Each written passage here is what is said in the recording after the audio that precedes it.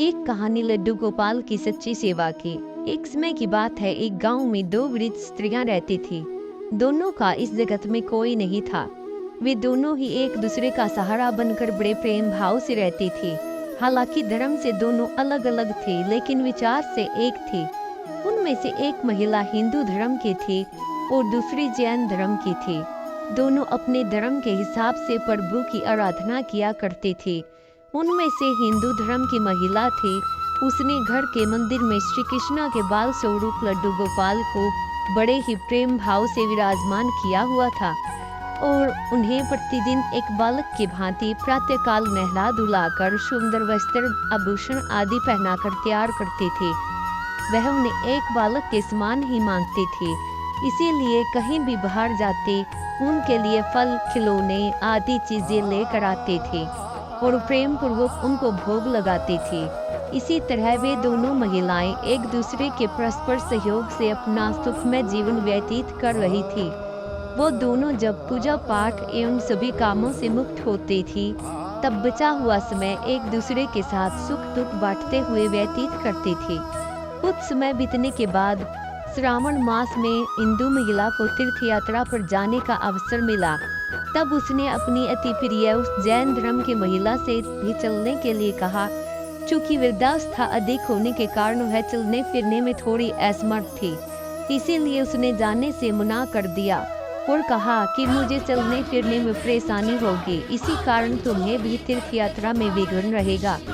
तब वो हिंदू महिला उदास मन से तीर्थ यात्रा पर अकेले ही जाने के लिए तैयार हो गई और जाते वक्त उसने उस जैन महिला से कहा, सखी मैं 1 माह के लिए तीर्थ यात्रा पर जा रही हूँ। मेरे आराध्य श्री कृष्ण बाल स्वरूप लड्डू गोपाल का ध्यान रखना। उन्हें बिल्कुल एक बालक की तरह स्नेह देना। प्रतिदिन स्नान आदि कराकर सुंदर वस्त्र आभूषण पहनाकर भोग लगाना। उस जैन महिला ने उसे सब बातें सुनी और बोले कि हाँ सखी, तुम चिंता मुक्त होकर तीर्थ यात्रा को जाओ। मैं तुम्हारे लड्डू गोपाल का अच्छे से ध्यान रखूंगी। और वह महिला तीर्थ यात्रा पर निकल गई और जैन महिला ने सारा कार्य भार सानिध्य में लिया और बड़े उत्साह और उमंग के साथ सुबह उठकर खुद नित्य क्रम से निवृत्त होकर लड्डू गोपाल के स्नान की तैयारी में लग गई।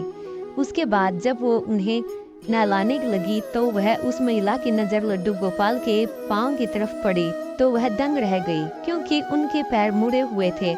उसे लगा कि उसकी वजह से उनके पांव टेढ़े हो गए हैं। इसका मुख्य कारण ये था कि उस महिला ने जब भी उन्हें लड्डू गोपाल को देखा था, वस्त्रों एवं आभूषणों से सुसज्जित देखा था।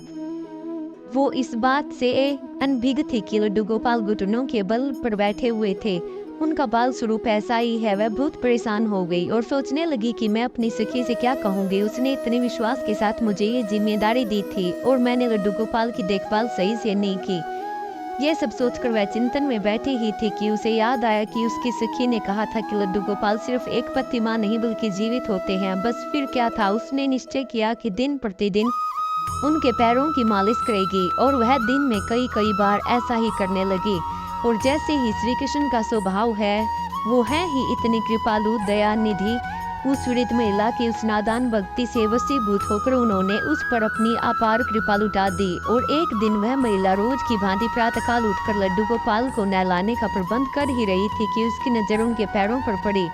उसने देखा कि उनके पैर ठीक हो गए। यह सब देखकर वह वृद्ध महिला खुशी से फूली न समाई और ये सारा वृत्तांत सुनने के लिए अपनी सखी का बेसब्री से इंतजार करने लगी।